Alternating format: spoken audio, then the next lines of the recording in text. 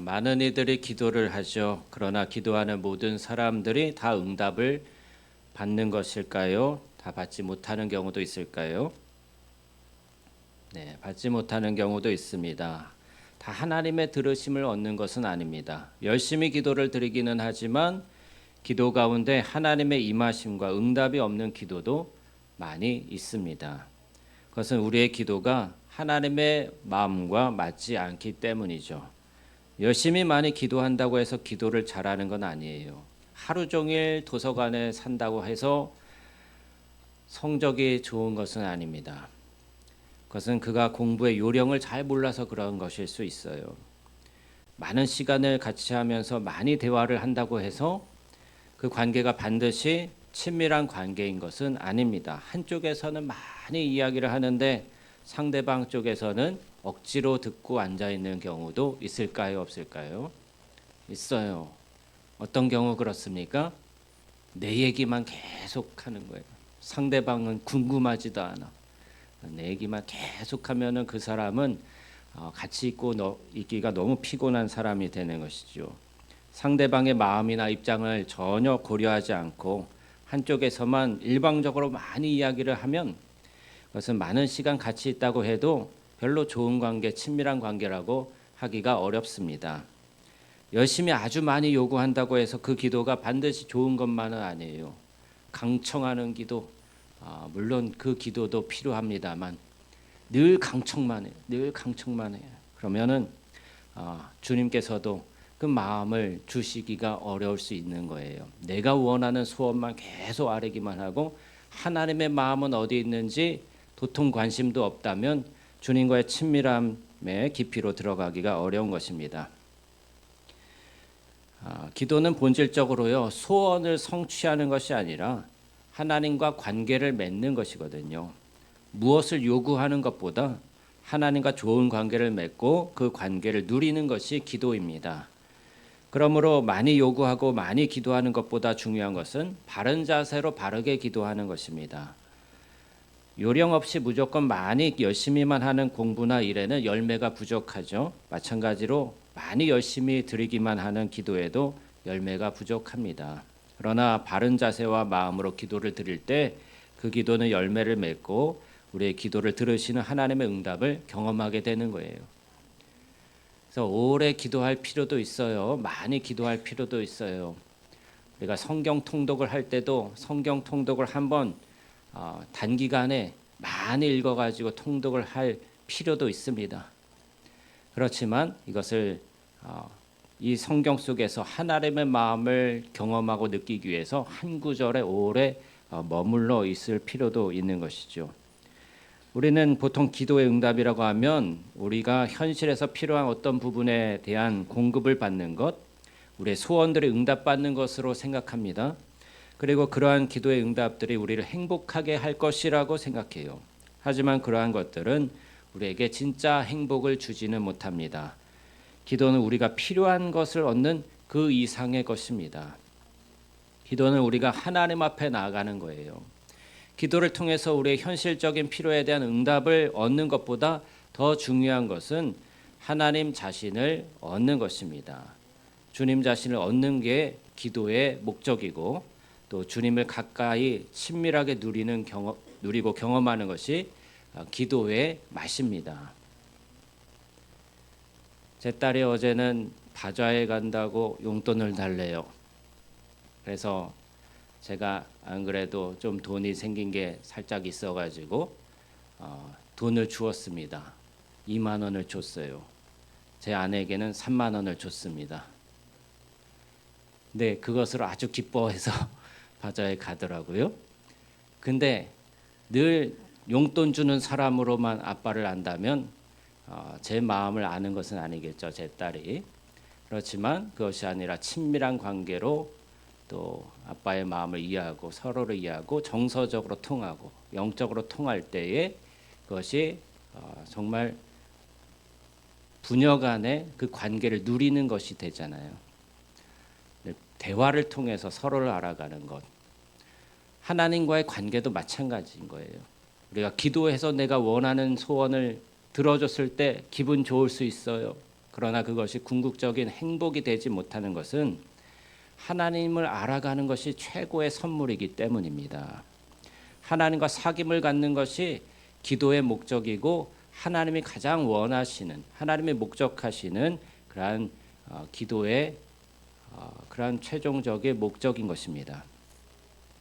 기도를 통한 그러한 친밀감과 만족감은요, 주님께서 원하시는 바른 기도를 드렸을 때 오는 거예요. 그래서 주님과 마음이 통했다, 내가 기도하는데 주님이 마음을 부어주셨다 하면 오래 기도할 필요가 없어요. 그러면 일어나서 그 마음을 품고 주님을 품고서 생활을 하게 되는 것입니다. 근데 오래 기도하고 열심히 기도하고 이런다 할지라도 주님의 마음을 몰라요. 내 소원만 계속 쏟아내기만 해요. 그래서 주문을 외우듯이 때를 쓰듯이 그렇게만 기도를 하는데 주님의 마음은 전혀 받지 못하고 주님의 그러한 주님이 어떠한 마음을 품고 계시는지에 대해서 관심도 없고 내 소원만 그냥 아뢰기만 한다 했을 때는 그것은 기도에 성공하지 못한 것이 됩니다. 어떤 기도가 들으심을 얻으며 주님을 기쁘시게 하는가, 어떤 기도가 하나님의 인정을 받는가를 선명하게 알 수 있는 기도의 예가 있어요. 오늘 본문입니다. 세리와 바리새인의 기도를 대조해서 말하고 있죠. 근데 9절 말씀에 보면 또 자기를 의롭다고 믿고 다른 사람을 멸시하는 자들에게 이 비유로 말씀하시되라고 이 목적을 설명하고 있습니다. 자기를 의롭다고 믿고 다른 사람을 멸시하는 자들에게 이 기도의 비유를 주시는 거예요. 그러니까 자기 의에 사로잡혀 있는 자, 다른 사람을 무시하고 업신여기는 자, 그러니까 교만한 마음을 품은 자들에게 이 기도의 비유를 주신 것입니다. 본문에 등장하는 바리새인은 열심히 아주 많은 신앙인이었죠. 그는 하나님께 나와서 감사하는 기도를 드립니다. 그는 원망과 불평을 일삼는 사람은 아니었습니다. 그는 죄를 짓지 않으려고 애를 쓰고 금식과 헌금 등 신앙의 행위에도 부족함이 없도록 행했던 사람입니다. 문제는 그러한 열정이 지나친 자기 확신과 자기 의를 가져왔다는 데 있는 것입니다. 그는 자신감이 충만했어요. 그는 자기의 신앙이 너무너무 좋다고 생각했습니다. 그의 신앙적인 자신감은 바로 옆에서 기도하고 있는 세리를 보면서 더 충만해지는 거예요. 그는 의로움을 대표하는 사람이었고 세리는 죄를 대표하는 사람이었습니다. 그는 세리와 같이 부정한 자가 성전에 들어와서 자기와 함께 기도한다는 사실이 너무나도 창피했습니다. 그래서 그는 하나님께 비록 비슷한 장소에서 기도하기는 하지만 자기는 저 세리와는 다른 종류의 사람이라고 그렇게 강변하고 있습니다. 본문에 등장하는 바리새인의 자랑스러운 신앙 고백 다시 한번 읽어볼까요? 11절부터 12절 읽어보겠습니다. 시작. 바리새인은 서서 따로 기도하여 이르되 하나님이여, 나는 다른 사람들 곧 토색, 불의, 간음을 하는 자들과 같지 아니하고 이 세리와도 같지 아니함을 감사하나이다. 나는 일에 2번씩 금식하고 또 소득의 11조를 드리나이다 하고. 이것을 오늘날의 표현으로 바꾸자면, 주님, 저는 몇 대째 이은 모태 신앙입니다. 어릴 적부터 교회에서 자라서 교사와 성가대를 비롯해 많은 봉사를 했습니다. 교사도 30년 이상 했고요. 또 장로가 되어서 또 예배를 빠진 적이 없고 새벽 기도와 11조와 각종 세미나 영성훈련, 단기 선교도 다녀왔습니다. 이런 식으로 아마 기도한 것 같습니다. 시대마다 신앙적인 긍지를 느끼게 하는 형식은 다소 차이가 있을지 몰라도 이런 식으로 아마 기도한 거예요.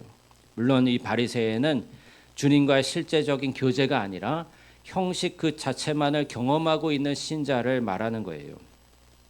아무튼 이렇게 자기 신앙에 대해서 자신감으로 가득한 바리새인에 비해서 세리는 어떻게 기도했을까요?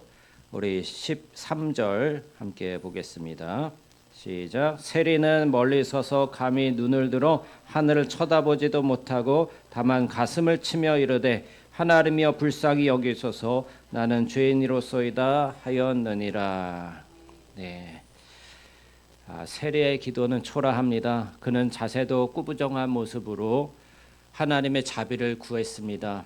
자신이 토색과 불의와 간음을 하는 무리들과 동료로 취급되면서 죄인의 대표격으로 묘사되고 비웃음을 받는 것에 대해서 어떤 억울함이나 또 자신은 그렇지 않다는 항변도 없습니다. 그의 기도는 이런 것이었습니다. 네, 맞습니다. 주님, 저는 죄인입니다.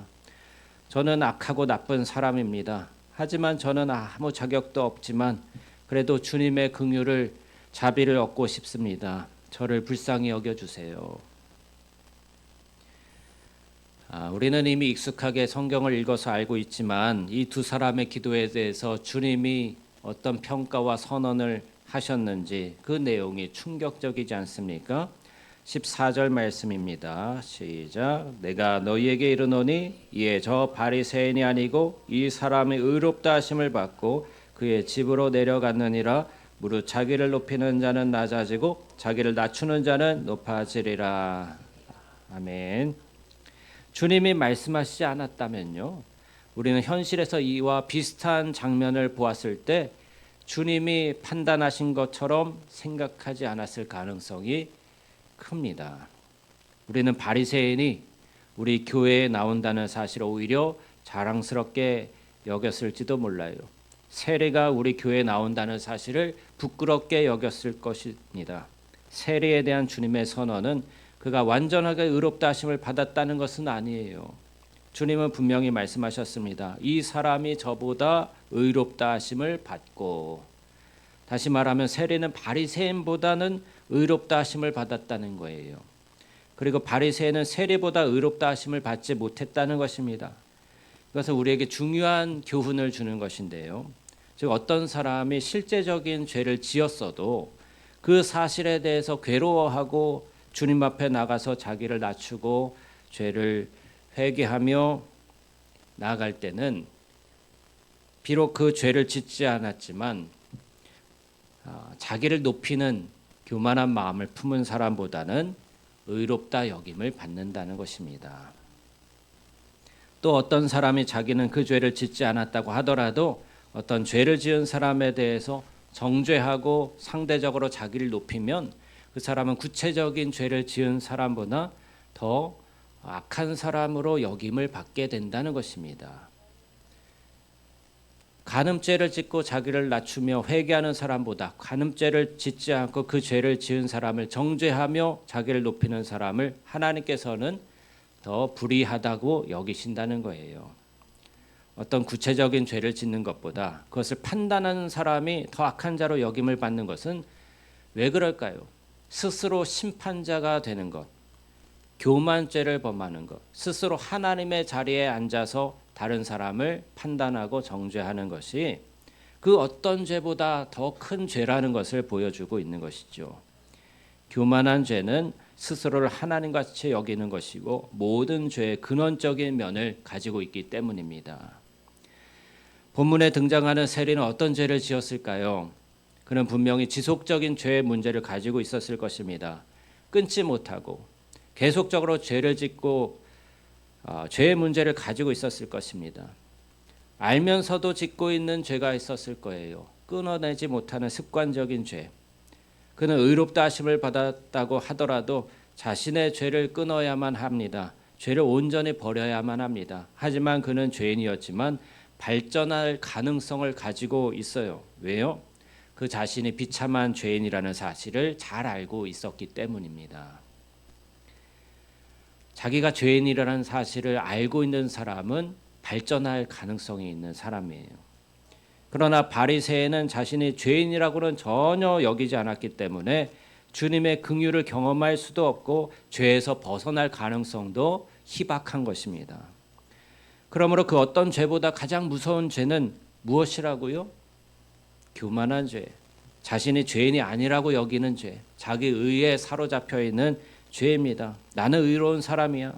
나는 좋은 사람이야. 나는 훌륭한 신앙인이야 라고 생각하는 것입니다.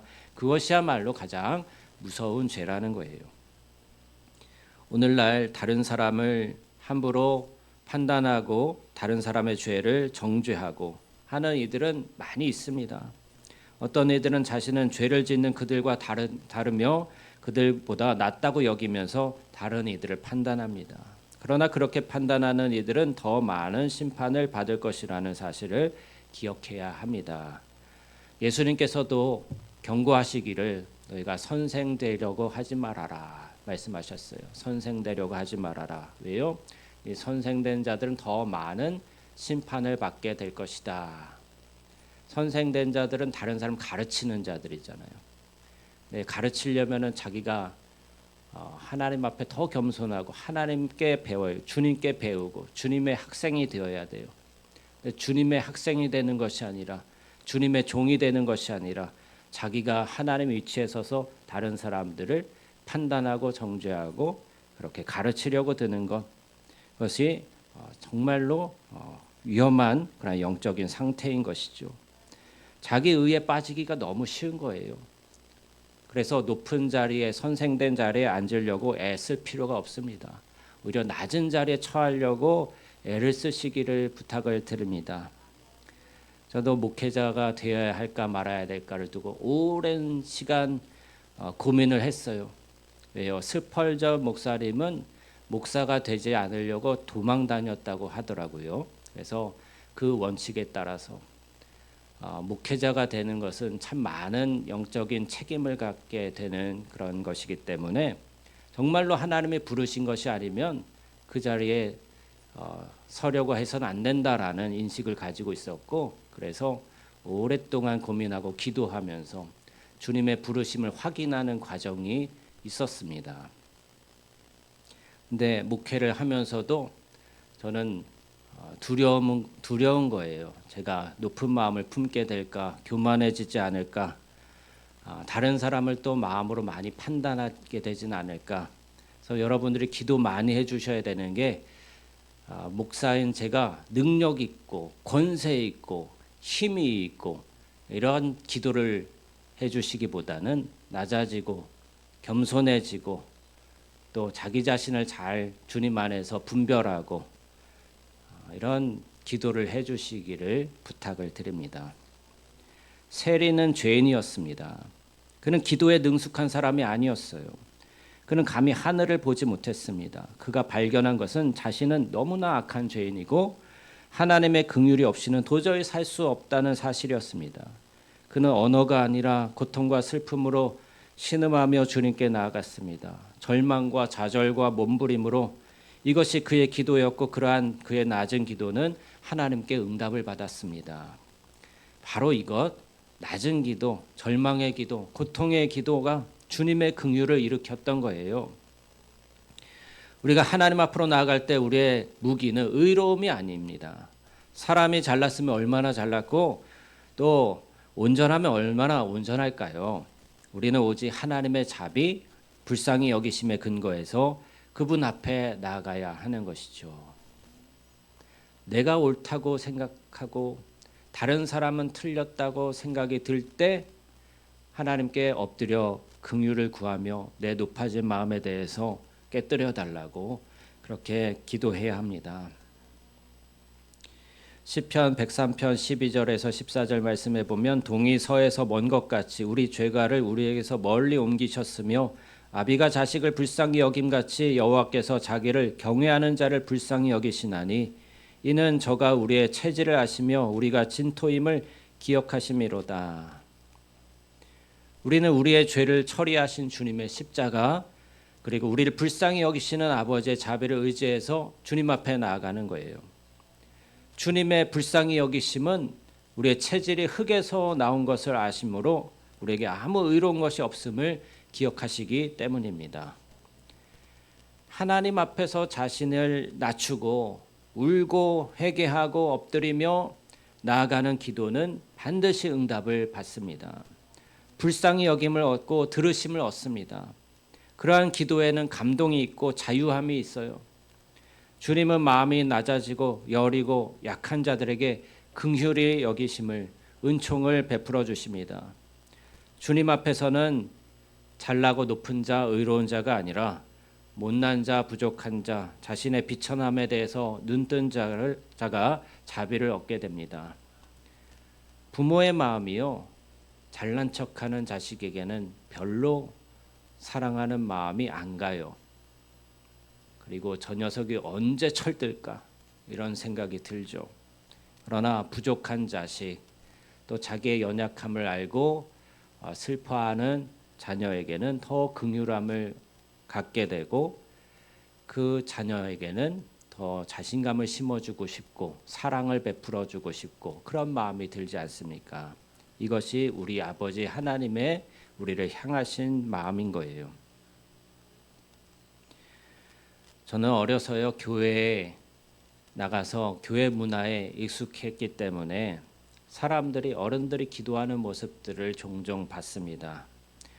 유창하게 이제 대표 기도를 하는 장로님들의 기도도 들어봤고요. 멋진 언어를 구사하면서 시와 같은 한 편의 시와 같은 그러한 기도를 드리는 전도사님의 기도도 들어보았고요. 많은 성경 구절을 나열하면서 드리는 목사님의 기도도 들어보았고요. 웅변적인 기도도 들어보았습니다. 하지만 기도에 감동이 별로 안 되었습니다. 기도에 하나님의 임재가 있고 거룩한 풍성함이 임하는 것을 느낀 것은 어느 날 어떤 청년 하나가 간절하게 아무도 없는 예배당에서 울면서 기도할 때 그 절규와 탄식을 토하는 것을 볼 때 저도 감동이 되었어요. 그는 기도를 드리면서 어떤 말을 하는 것 같지는 않았지만 깊은 한숨과 탄식과 또 신음소리와 온몸을 비틀듯이 흐느끼면서 하나님께 회개하는 것 같았습니다. 그것은 아주 비참한 기도였고 절망적인 기도였는데요. 그렇게 절망적인 기도를 저는 본 적이 없었습니다. 어찌나 애절하게 기도를 하던지 마치 피를 토하는 것 같이 자신을 다 쏟아놓는 그런 기도를 했습니다. 그의 기도에 하나님의 임재가 가득했어요. 저는 당시에 그와 비슷한 나이였지만 그렇게 기도할 수 있는 그런 영성이 없었습니다. 하나님을 갈망하고 알아가기 위해서 자주 기도를 했지만 그렇게 애절하고 간절한 기도를 할 수 없었던 것 같아요. 시간이 한참 흐르고 많은 어려움을 겪고 낙심과 절망을 겪으면서 저도 절망의 기도, 탄식의 기도, 눈물의 기도를 드리면서 점점 더 하나님의 임재를 경험하기 시작했습니다. 세례의 기도는 어떤 기도였을까요? 그것은 자기 절망의 기도고 자기 부인의 기도였습니다. 자기는 아무것도 아니라는 것, 자기는 아무것도 할 수 없다는 것, 오직 자기에게 필요한 것은 주님의 은총뿐이라는 것, 그것에 대한 처절한 인식이 그에게 있었어요. 그럴 때 비로소 우리는 낮고 처절한 절망의 기도, 갈망의 기도를 드리게 되는 것이죠. 여러분, 낮아짐의 기도, 절망의 기도로 깊이 들어가시기를 축복합니다. 그 은총 중에 하나가 기도가 응답되는 거예요. 마음이 낮고 상한 자가 기도할 때 하나님은 그의 기도 소리를 들으십니다. 하나님은 잘나고 위대한 자의 기도를 들으시는 것이 아니라 낮고 부족하고 절망하고 상한 자의 기도를 들으십니다. 사무엘상 1장에 보면은 한나가 기도를 하잖아요. 그 대적자 브닌나로 인해서 마음이 너무나도 상해서 자기 남편 엘가나의 위로도 위로가 되지 아니하고 오직 하나님께만 나아가서 눈물의 기도를 드리는데 엘리 제사장이 볼 때 이 여자가 낮술에 취해가지고 주절거리는 줄 알았어요. 엘리 제사장도 얼마나 영적으로 어두웠는지 몸은 비둔해가지고 나중에 하나님의 법궤가 블레셋에 빼앗긴 소식을 들을 때 의자에서 그 비둔한 몸이 넘어져서 목이 부러져 죽습니다. 근데 한나는 술에 취한 것이 아니라 자기 심정을 주님께 토로한 것뿐이라고, 나는 마음이 괴롭고 힘들어서 정말로 하나님께 내 이 절망적인 마음을 토로한 것뿐이라고 이야기를 했어요. 그제서야 엘리 제사장이 알아듣고 너의 기도를 하나님이 들으시기를 원한다 축복하면서 돌려보냈을 때 한나는 더 이상 울지 아니하고 집에 돌아가서 식사도 한 거예요. 그리고 나서 하나님이 응답해 주셨다는 확신을 가지고 돌아가죠. 엘리 제사장의 응답이 하나님의 응답으로 온 것이죠. 그가 마음을 토하고 간절하게 절망의 기도, 눈물의 기도, 갈망의 기도를 드렸을 때에 오래 기도한 것 같진 않아요. 그렇지만 어느 정도 기도했을 때 하나님의 응답으로 엘리 제사장의 응답이 왔고 그것을 확신을 가지고 돌아가서 이젠 더 이상 눈물 흘리지 않고 마음의 기쁨과 소망을 품고 나갔을 때 하나님이 사무엘이란 아들을 주셨습니다.